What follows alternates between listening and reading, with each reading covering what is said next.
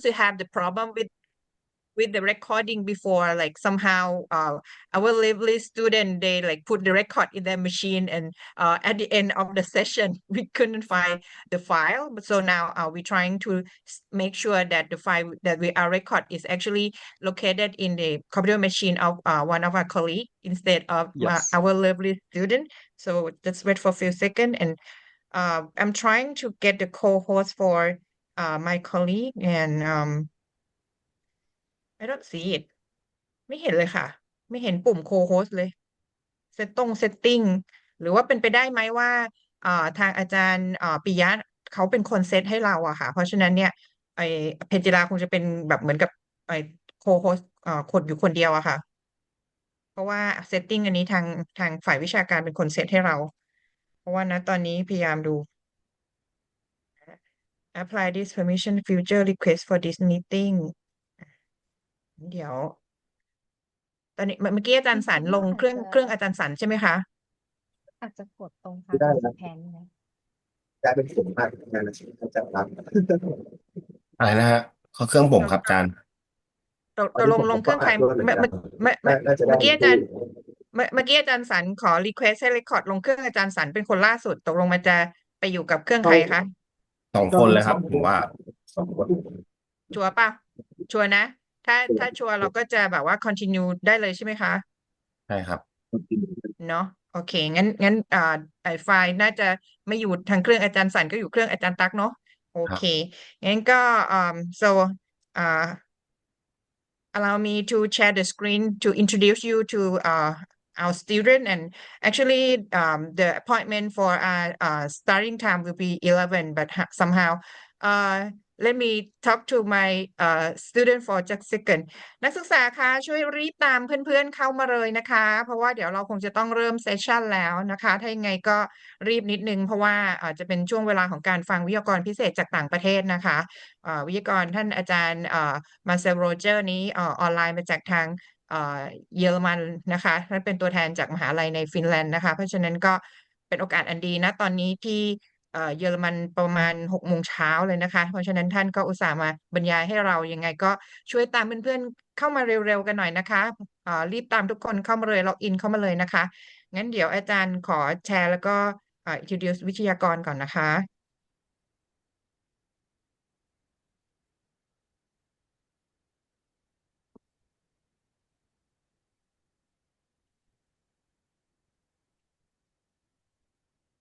Okay, so now this is our special event. We have the special guest speaker. It's the project between Bangkok University and University of Vaasa, Finland.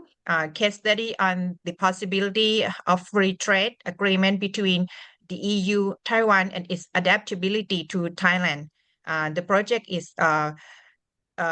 scheduled for the special guest speaker today, April 1st, 2025, from 11 a.m. to 12 p.m. in Thailand time.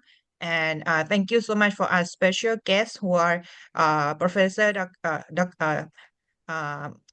Mr. Marcel Roger, and at his time is around like 6 a.m. to 7 a.m. And thank you so much for this special period. And so Mr. Marcel Roger, he's a PhD candidate, and he's actually senior lecturer at university in German as well. And now he's a representative from the Vaasa University of Vaasa from Finland. And his PhD topic is related to the free trade agreement between EU and Taiwan. And so he's an expert in this topic. So I will give the stage to Mr. Marcel Roger. Yes, thank you very much. Yeah.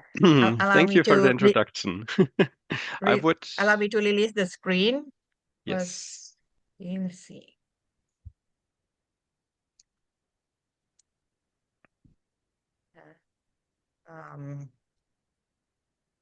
For a second.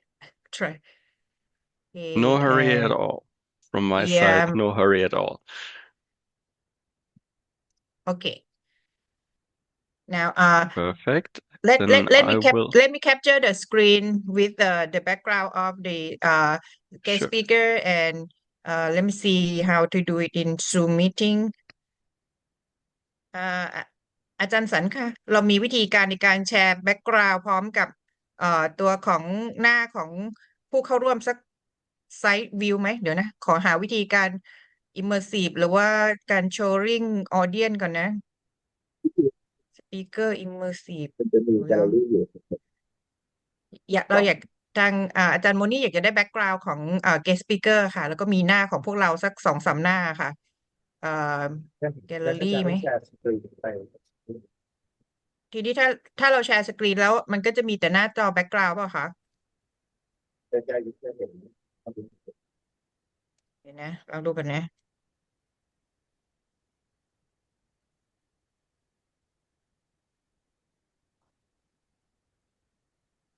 น่ารักไหมอันนี้ แคปแคปเจอร์สักสกรีนเดี๋ยวนะน่ารักดีเนาะเดี๋ยวนะทุกคนมองหน้าก่อนนะแล้วนั่งดีๆนั่งดีๆบางคนรู้สึกจะล้นเก้าอี้นิดนึงนะคะ student several of you are like out of the seat so give the beautiful handsome smile in the camera okay 1 2 3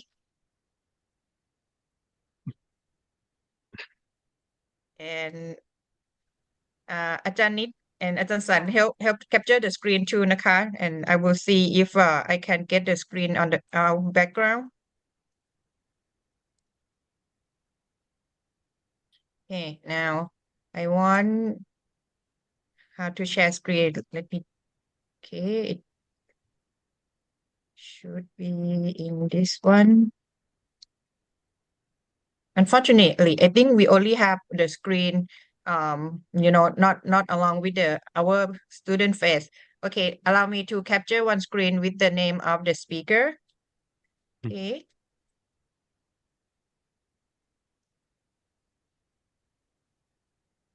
okay so I think I need to release the screen on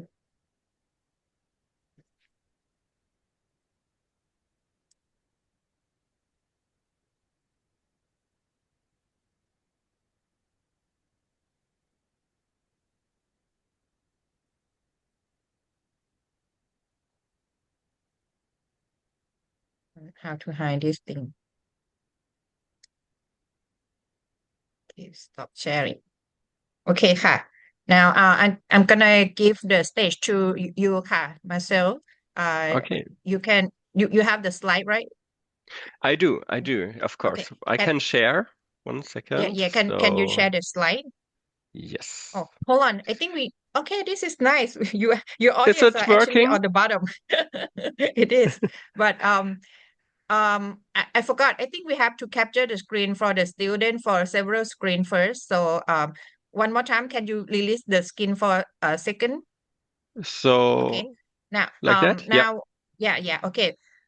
We're gonna capture the screen of like many of the students. So probably around like 5 screen นะคะ So give good smile everyone. Turn on your camera นะคะ handsome beautiful smile. Okay. First screen นะคะ 1 2 3 okay and second screen how to go to the second screen อาจารย์สันเราเลื่อนไปสกรีนที่2ยังไงคะอาจารย์เห็นหน้าจอไหมเดี๋ยวนะงั้นเอาวิวออกดีไหมเอาแบบเบสิกเลยดีกว่านะโอเคอย่างนี้ถนัดมือมากกว่าโอเค second screen โอเค 1 2 3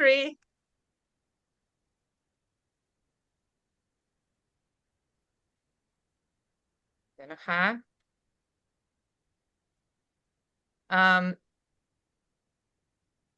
แต่ละคนแคปเจอร์สกรีนตัวเองไว้ด้วยนะเพราะว่าอย่าเพิ่งพาอาจารย์สกรีนของอาจารย์มากนะอาจารย์ก็ไม่รู้มันจะแบบว่าโอเคไม่โอเคเพราะฉะนั้นในการส่งงานแต่ละคนก็แคปเจอร์ตัวเองไว้ด้วยนะคะเดี๋ยวอาจารย์ขอแคปเจอร์สกรีนพวกเราไว้แต่อาจารย์ก็ไม่รู้มันจะสำเร็จไม่สำเร็จยังไงหน้าที่ทุกคนก็แคปเจอร์ของตัวเองไว้ด้วยนะเดี๋ยวนะคะอย่าเพิ่งไว้บอร์ดอย่าเพิ่งไว้บอร์ดใครมาไว้บอร์ด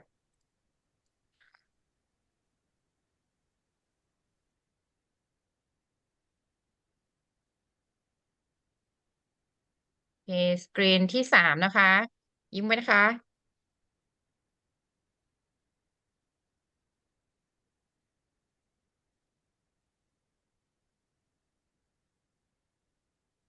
สกรีนที่สี่นะคะ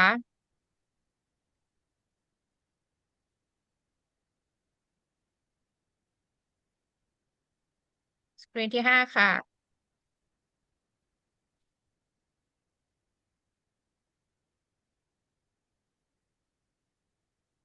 อย่าเพิ่งไว้พอสิคะ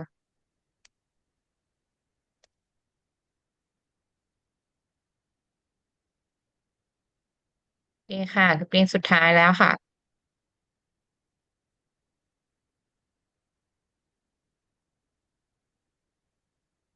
Okay, Marcel, now we all set. You feel free to Mhm. share your screen. Yes, let's try it again. So, how is it working for you? Do you see everything? Can you see my slide?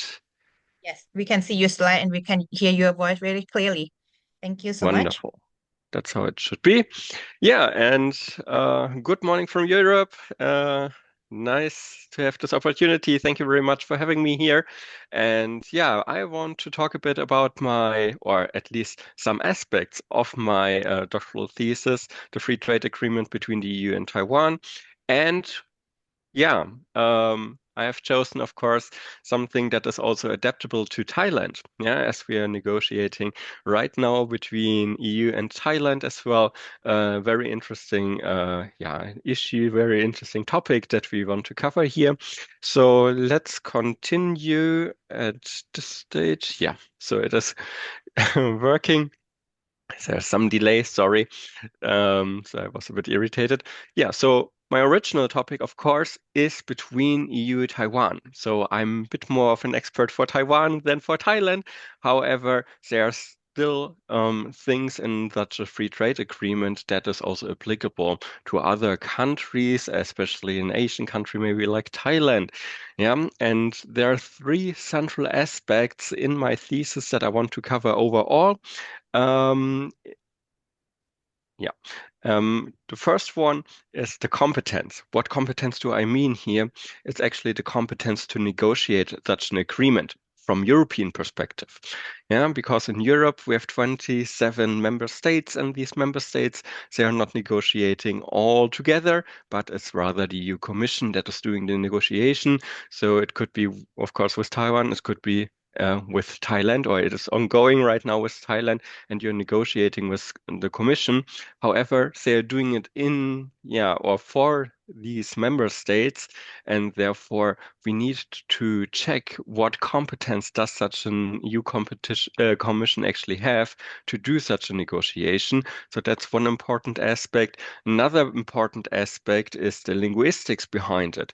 So in the end, we are signing an agreement. Yeah, it's a legal text, and this legal text, there are of course words, and these words are most likely in English, also for the Thailand agreement. Um, but I will introduce you in a second. That's not so simple for Europeans, actually, because for EU legislation requires not only to use English, but actually, yeah, all the languages in the EU. So that could be some challenging factor for such an agreement. And the third uh, pillar or third cornerstone, you could say, for the thesis overall would be interpretation of an FTA and yeah, specific points, yeah, and specific issue. Here we won't have enough time to cover that as well. But just to give you maybe an idea of what could be interpretation of an FTA, well, when we are talking, for example, also in negotiation, in terms of negotiation, about certain products, such a free trade agreement is not just yeah, copy and paste for another country. It means if we have an EU-Taiwan agreement or an EU-Thailand agreement, it's much more likely to have that first. And we would like to have the agreement also with Taiwan. We cannot just copy the text. Yeah, it's much more complex. We would have to look into individual products even.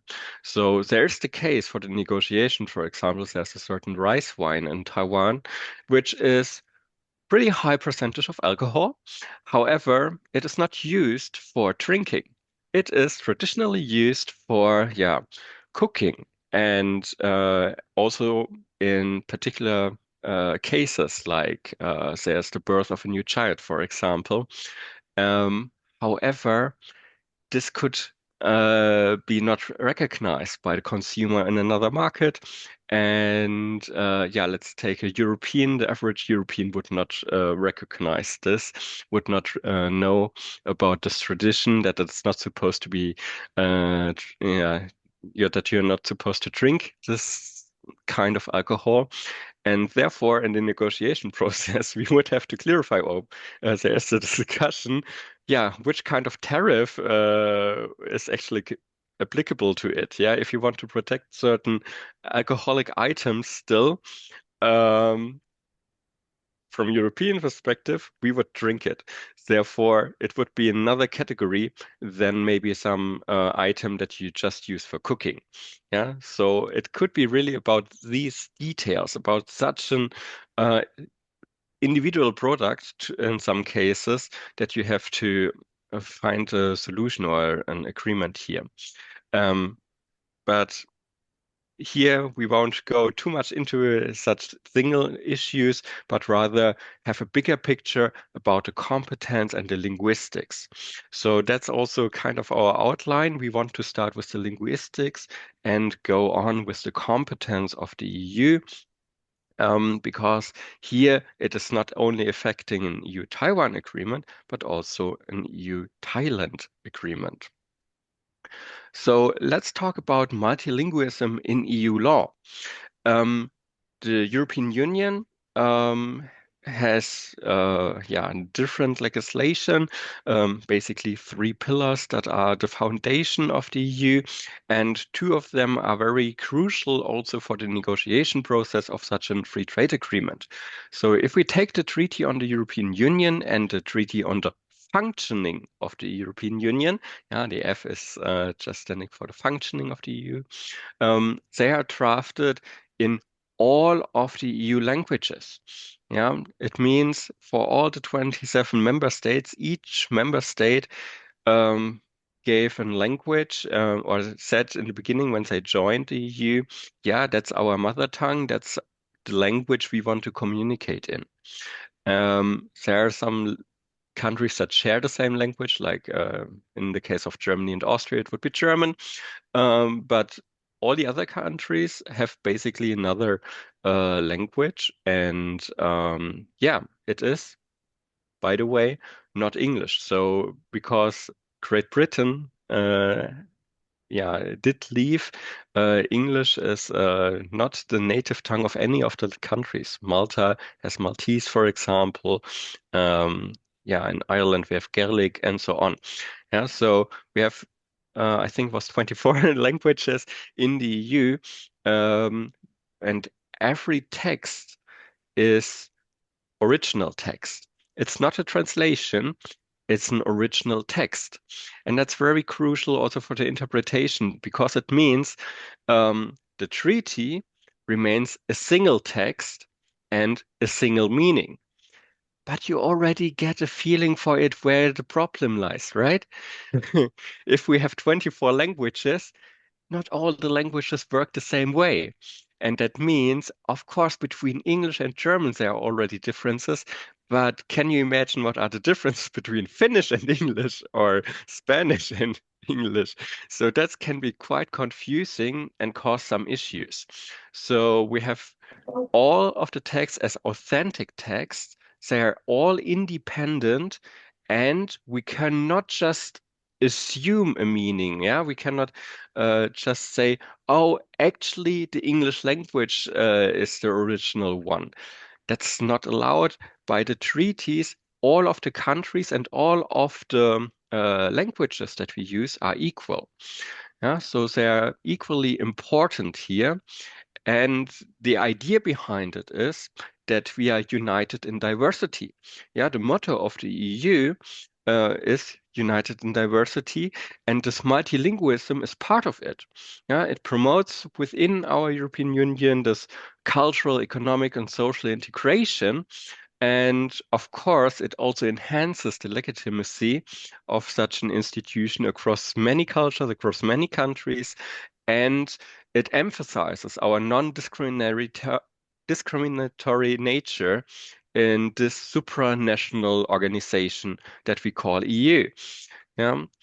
Therefore, in our negotiation process with outsiders, yeah, like for example Thailand, we have always this kind of discussion and some vagueness within the EU, yeah, within ourselves.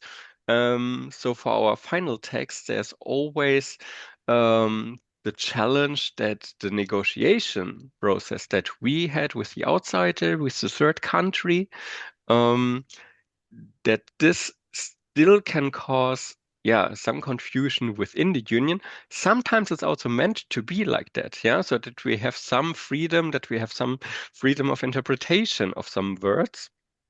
But yeah, most likely it creates challenges. And therefore, in this negotiation process, there are always EU translators involved. Yeah, it won't be only in English. Maybe you won't see it directly as the Thailand negotiation partner, but at least in the back, there are always multiple languages that have to be considered here.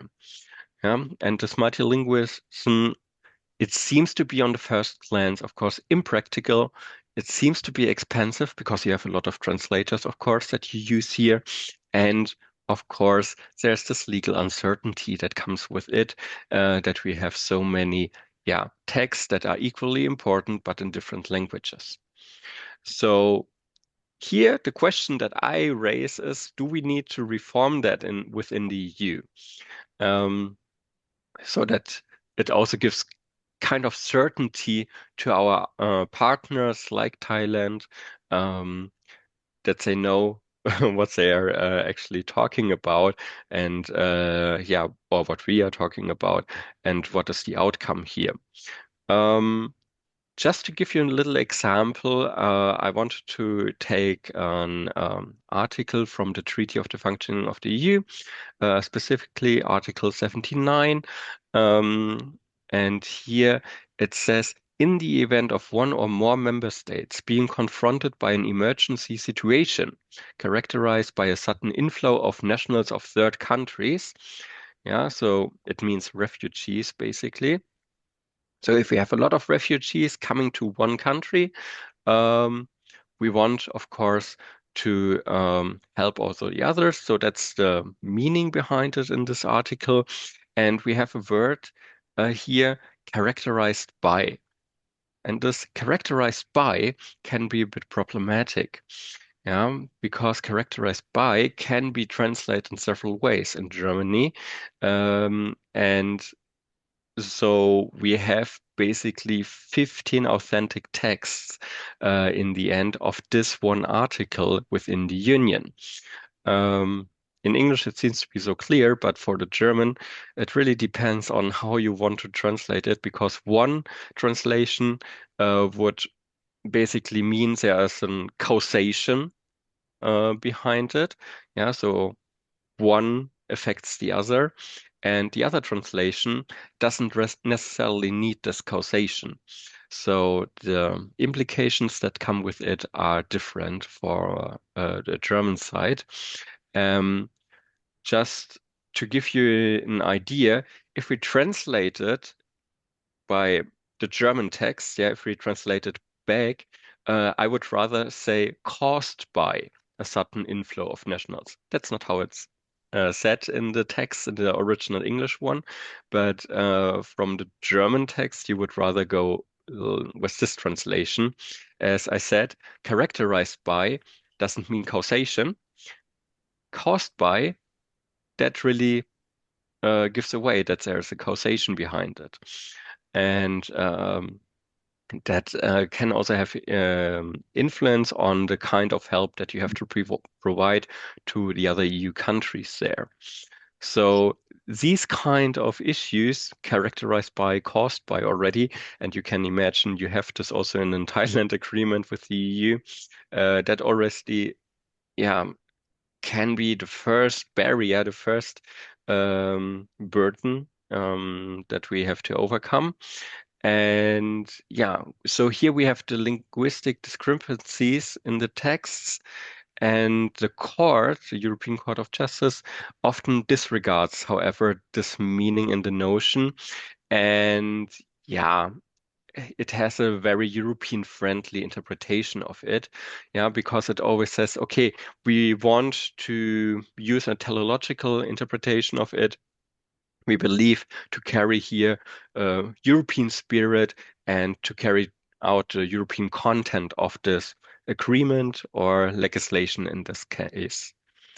That, however, means in this legal work and in this legal science, you have a departure of the literal interpretation.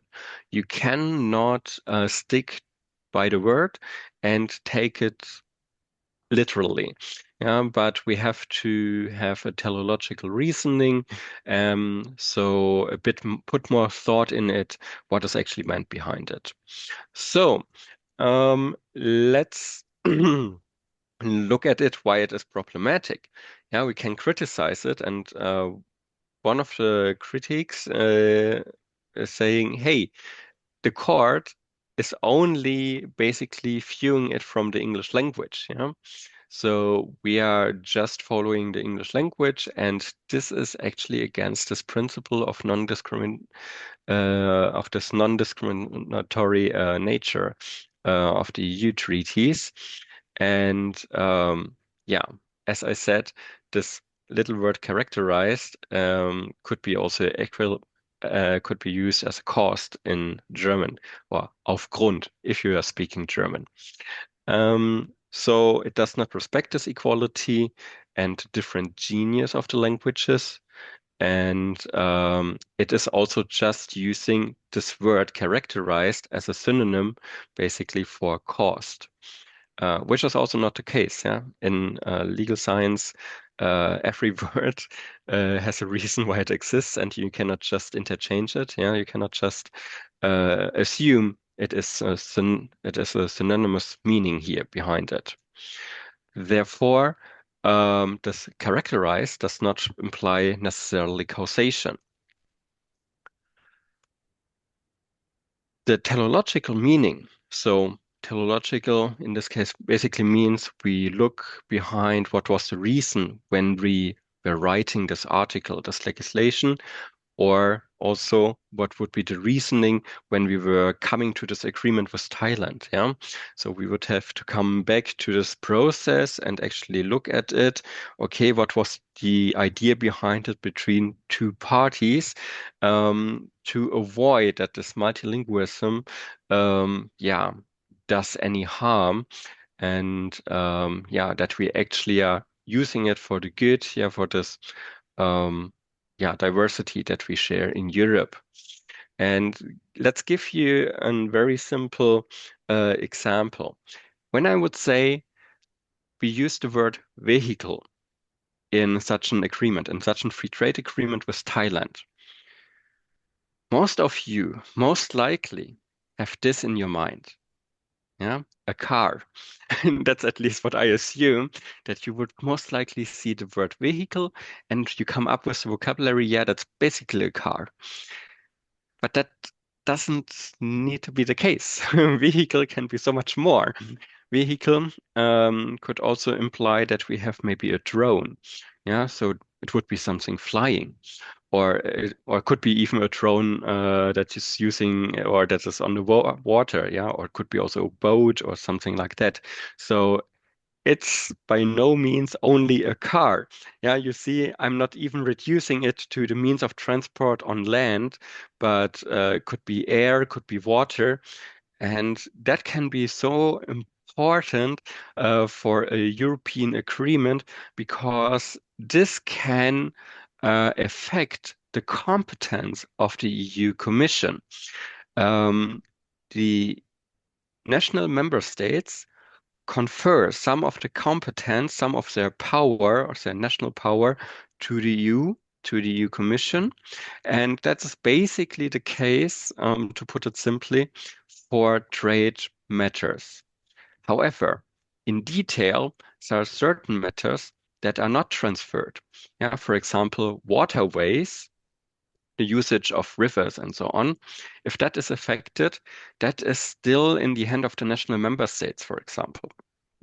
And in case of Germany or also Belgium, it would be true. We are federal states, means we don't only have one government for Germany as such, but there are also a lot of regions like Bavaria, and Bavaria actually has the competence. So the regions within Germany would have a say on it, and they say, yeah, I agree to it. And then the German government can say, okay, I have all 16 regions are actually agreeing to it. Therefore, I can agree as Germany, and then we can agree on EU level. So you see how complicated the process is behind it. Yeah, and it's just caused by the usage of a certain word, vehicle. Yeah, because we didn't say anything like yeah, transport by land or something like that. And if we would just assume like, yeah, they mean cars, that wouldn't be correct, and it would actually violate again this principle of equality of these languages. Yeah, and it's not only true for German, for the German language, that I would interpret it differently. Also, the Danish word has, for example, here some yeah, other usage. The Danish word that is used would describe only the means of land transportation. Yeah, so it's different than the German. Although Danish and German is kind of related, the Danish word that is used is different and implies, yeah, a different means of transport. Therefore, yeah. So therefore, let's continue here. Yeah, we are basically now covering or starting to cover this question of competence. All these EU languages plus the partner language. In your case, it would be the Thai language. Yeah, they are all equally important for such an agreement. And therefore, in the interpretation, we have to consider the 24 European languages plus the partner language. In that case, it would be Thai. And yeah, I want to refer back now to the EU Singapore agreement. It makes particular sense, of course, to look at this agreement as the Singapore EU agreement is also in Chinese, and therefore it makes double sense for an EU Taiwan agreement. But nevertheless, this is one of the base opinions of the European Court of Justice, which is affecting all of the free trade agreements and not only EU Taiwan or EU Singapore. Because here we basically have a first opinion of the European Court of Justice, how he would most likely solve such a conflict. It's an opinion. Yeah, you can see it's the first opinion in 2017. Yeah, so that's the numbering behind it. And this opinion, however, is not legally binding. It just gives you an idea. If we go to court, and we have to negotiate on it, basically, that is most likely the perspective from the European Court of Justice. So keep that in mind. It's not legally binding in that sense. And yeah, what I did in my thesis is I had a look into this EU-Singapore agreement, of course, and I pointed out, okay, we have the opinion of the European Court of Justice. This is the ECJ here on the right, very right of this table. And we have the opinion of Eleanor Sharpston, that's the Advocate General in that case to that time.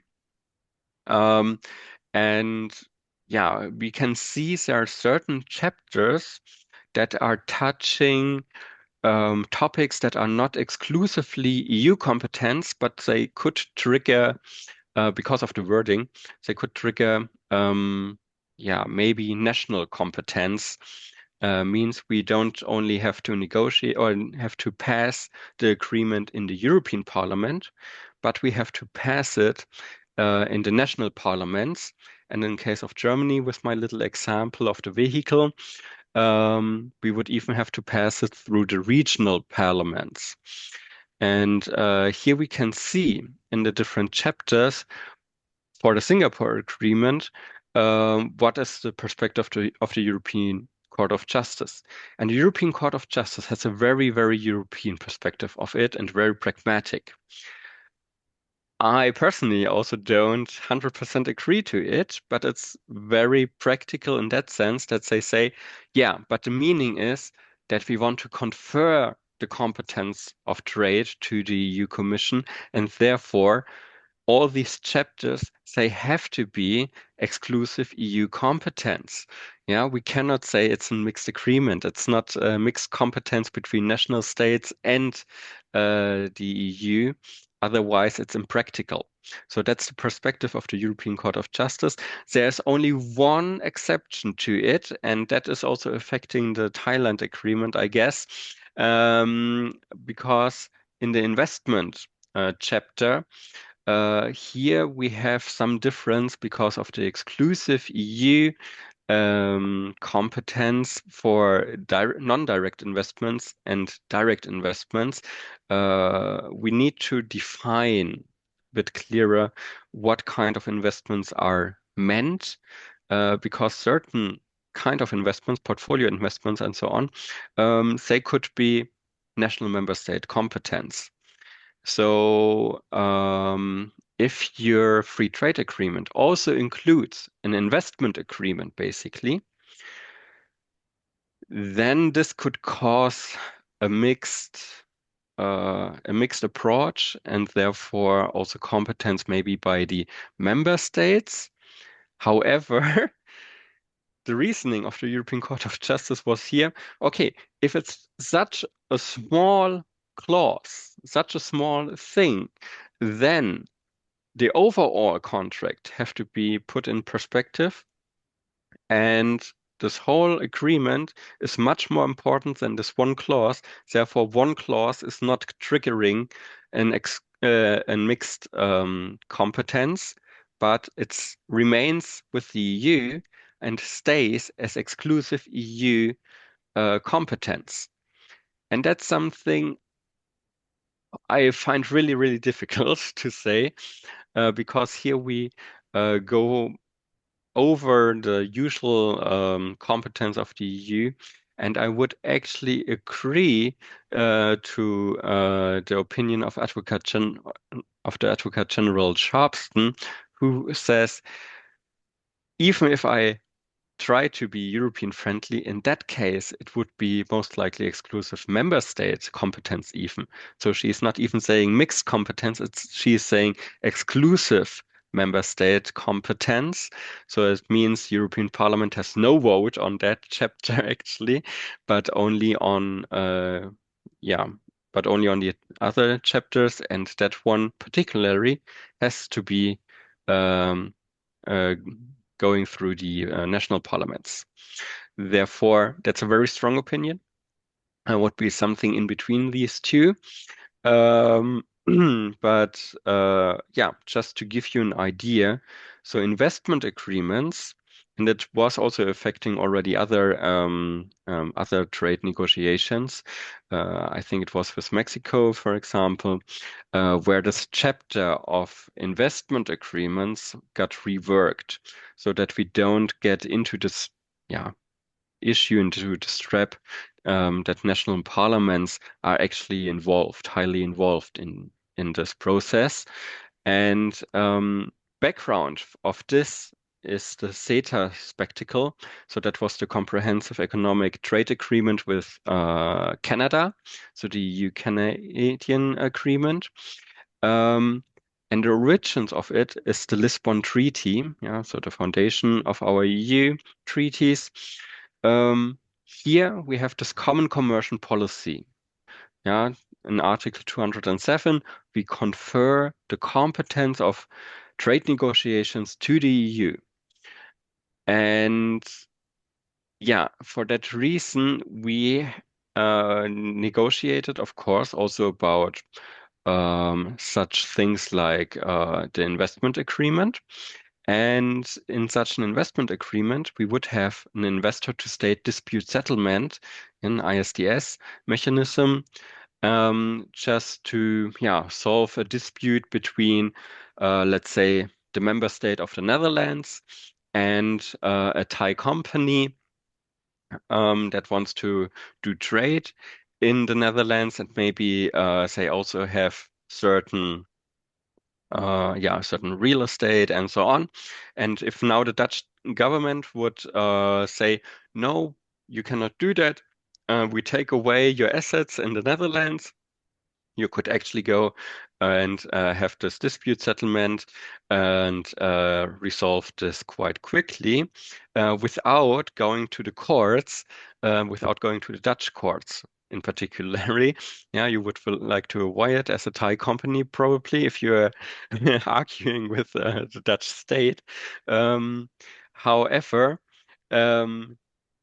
this issue that you can avoid a national courts, that is part of the problem why the perspective, and maybe I go back here, this is part of the problem why the Advocate General says that's exclusive member state competence, because the courts, it's such an important, or independent courts, is such an important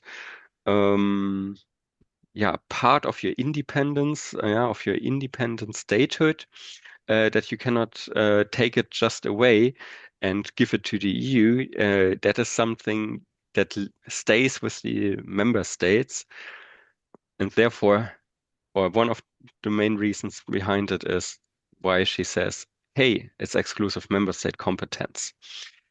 And to a certain extent, I agree with it. However, we also kind of confer some of this power as we have the European Court of Justice, but I don't want to go too much into this argument.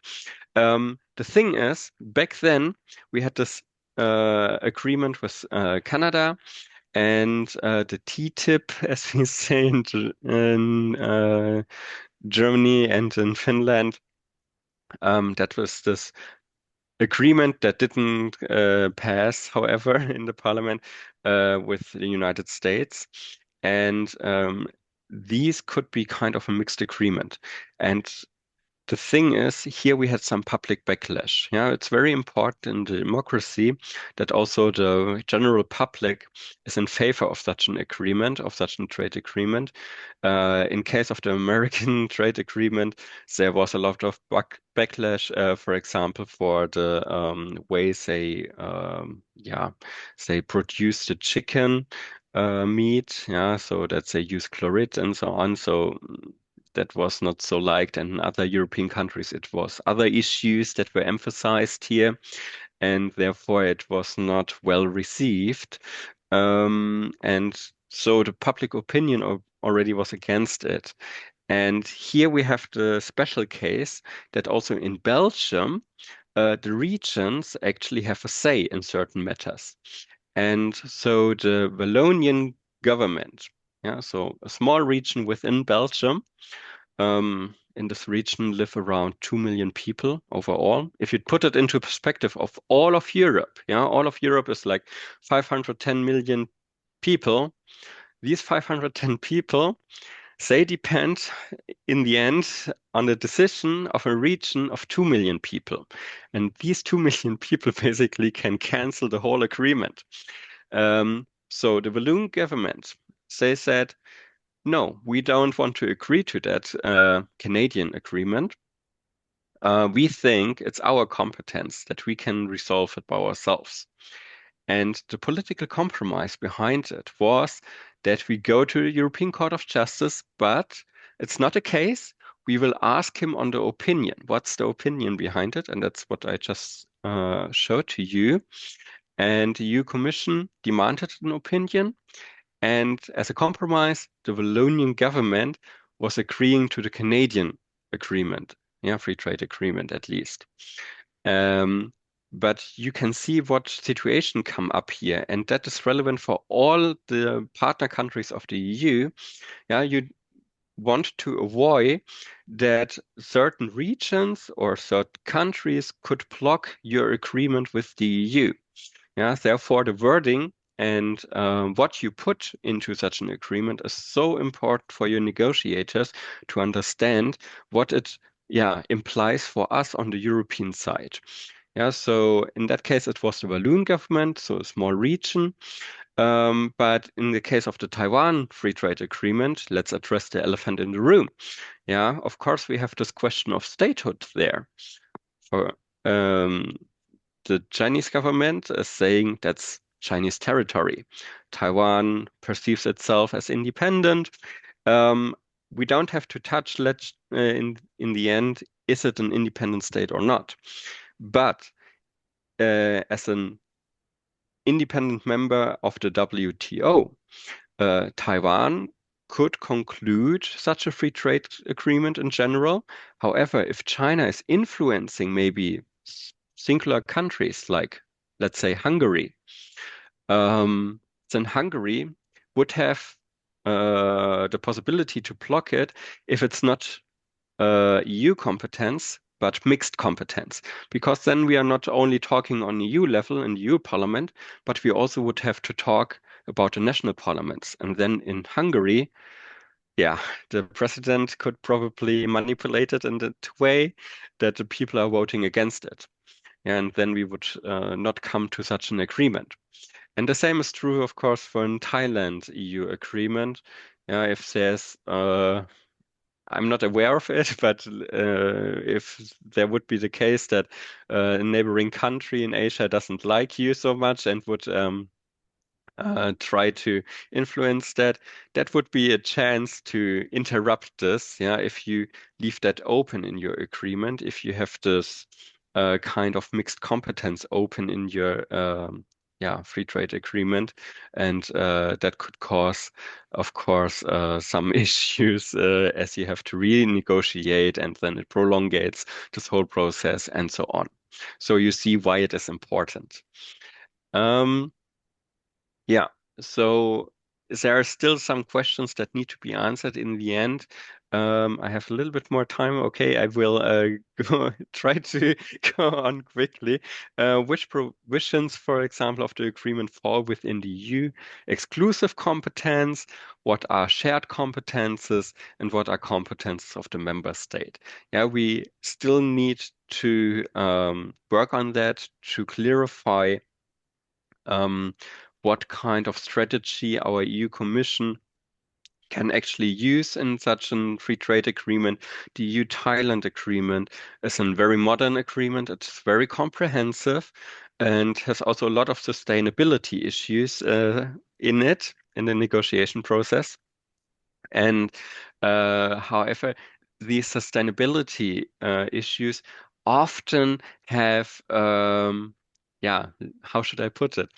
The danger, let's say danger, that it cause some shared competence, because a lot of environmental issues, they are partially, of course, national member state competence. And therefore, that is kind of a risk that we have to be aware of in our negotiation process. So, I don't want to go too much into this ISDS now and this ACMEA ruling, because the reasoning behind it, just to say it very shortly, there were also investment agreements between different EU member states. In that case of the ACMEA case, it was the Netherlands and Slovakia. And there was this ruling, is this investment agreement still valid? And out of this ruling, there came some of the arguments of the European Court of Justice for this more modern opinion regarding Singapore agreement. Let's continue here. Yeah, so one issue is definitely transport services and non-direct foreign investments. Yeah, they could fall aside or outside of this competence and therefore need further clarification. As I tried to show with the example of the vehicle, waterways in particular are, for example, in the competence of regions in Germany and then also in Belgium. And therefore, we need hopefully more opinions also of the European Court of Justice in regard of this strategy. Maybe we have the EU Commission asking another question so that we have more, more ideas how such a case would be ruled if it really would come to such a situation that, let's say, Hungary is actually protesting and saying, no, it's our competence, we should vote on it. Yeah, so let's go back to this multilingualism. So in such an EU free trade agreement, we often see clauses like, in the event of a contradiction, reference shall be made to the language in which this agreement was negotiated. EU-Thailand, I think it was negotiated in English. Spanish or French doesn't make too much sense here. Therefore, it would be most likely English that we are referring to. And another kind of clause that we can see in such free trade agreements, in the event of any divergence over the interpretation of this agreement, the arbitration panel shall take account of the fact that this agreement was negotiated in English.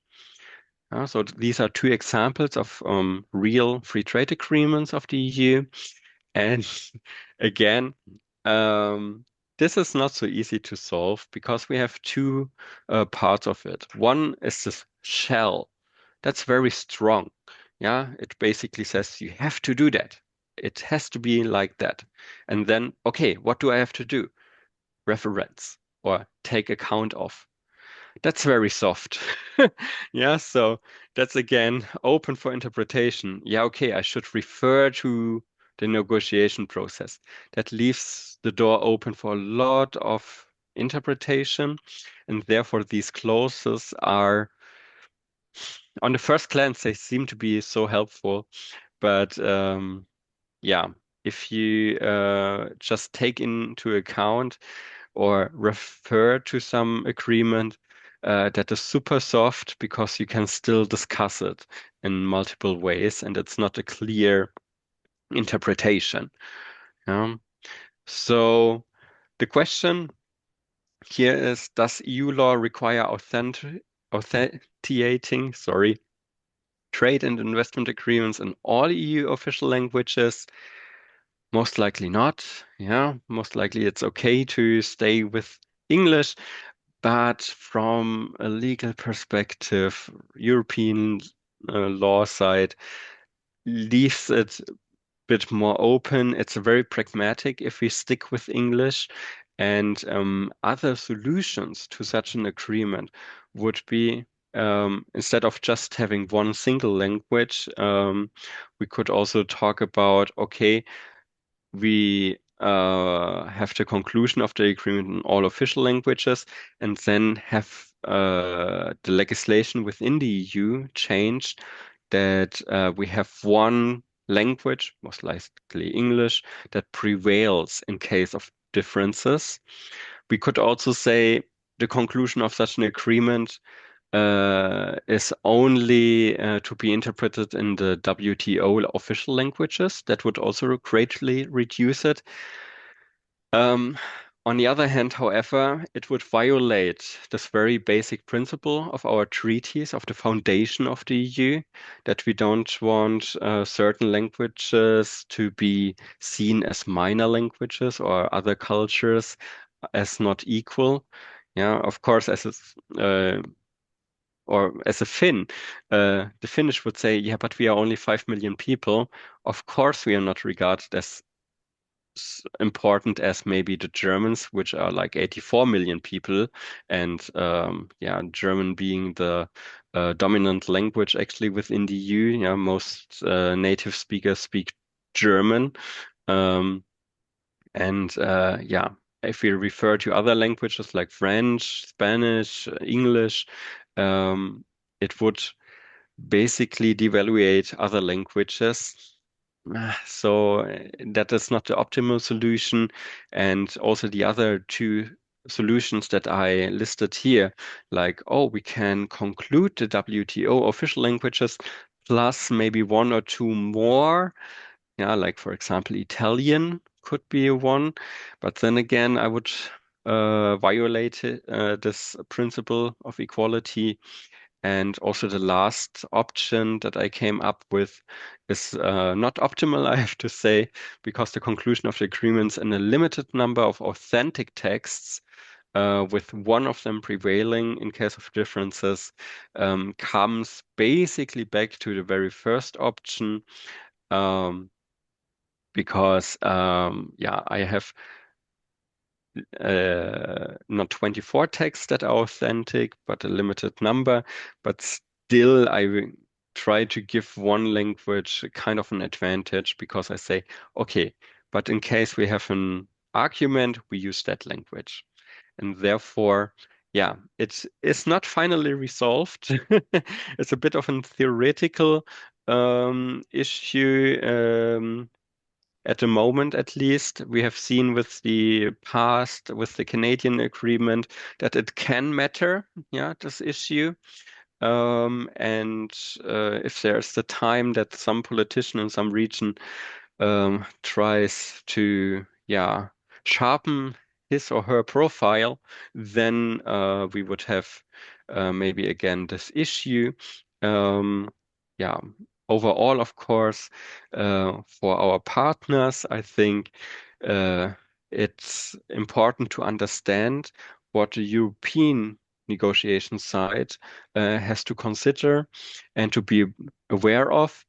Overall, however, the agreement between EU and Thailand, for example, shouldn't be endangered because of this issue, because the European Court of Justice has a very European perspective and a very pragmatic approach to it. Therefore, I'm very optimistic regarding the conclusion of new free trade agreements between the EU and its Asian partners. Thank you very much from my side. I think I stayed within the time. And Yes. I'm very open for questions. Thank you very much. Okay, thank you very much. I have question, but you already answered with your slide at the end. So I'm gonna open for any question from student. Any of you have any question for Ajahn Marcel? Ajahn is a mean teacher. If not, I have the question. So do you think that if Thailand have the agreement with the EU for free trade agreement, the language that we use, can we still base on English language, or we have to base on the language that used by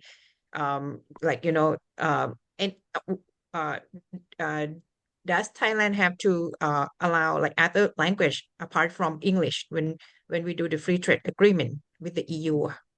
Well, I would say the agreement negotiation takes place in English, and you as Thai will probably only see this English negotiation.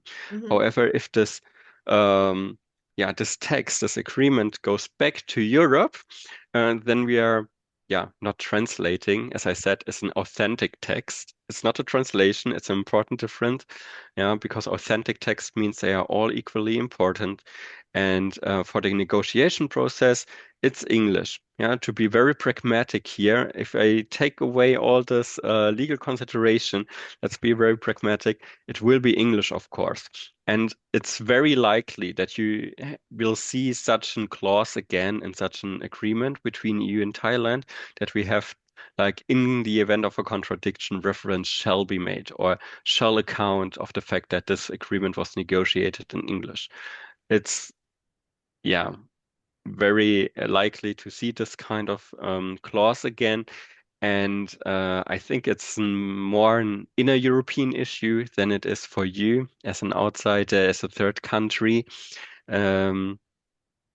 Therefore, yeah, don't worry too much of it. However, I find it always important as a negotiator to understand the other side. And that's something I want to raise awareness of. Yeah, that we in Europe have this challenge of 24 languages and that they are all equally legally binding. Yes. One more question. From your expertise, do you think that if my student, if they want to export their Thai product will it be easier to try to study on the free trade agreement and to enter the Europe, or Yeah. it will be the same opportunity to have the product into England? Now, I believe that England is different from European market, Very right? different. Yes, So, yes, it's very so different. will it better yes, to sorry. start with the EU market before the market in England, or which from your expertise, what will be your suggestion for my student if they want to export their product to those markets? Yeah. I think first of all, it would depend on which particular product it is. And I'm not 100% sure right now if there is an agreement between Great Britain and Thailand already existing. I guess not. So the EU-Thailand agreement or the EU-Thailand negotiations are already progressing very fast. We already made a lot of progress, and the goal of the EU is actually to conclude it in 2025. So if I now assume that the EU-Thailand agreement is already on the table then in 2025, I would rather say go to the EU market. It's of course much bigger than the British market, and with the free trade agreement, most likely you also have it easier to export your product to the EU. The EU market, of course, still is, well, it's a single market. However, you have to be aware of certain cultural differences still within the market. So it really depends on the product. Yeah, if we take a product like Nutella, like this chocolate cream, I think you know it. This chocolate cream, that's a very strong brand. Everybody knows it. Therefore, that is basically the same more or less in all of Europe. But if you have other products which don't have such a strong brand recognition, then you have to maybe go to particular markets within the EU market, but still the free trade agreement can help you here. And yeah, for your students, let me say, because that's true also for the European side, many companies, yeah, like the small and mid-sized companies, they are not aware of these agreements and the advantages that they bring with it. So really, yeah, try to be aware, where do we have these kind of trade agreements?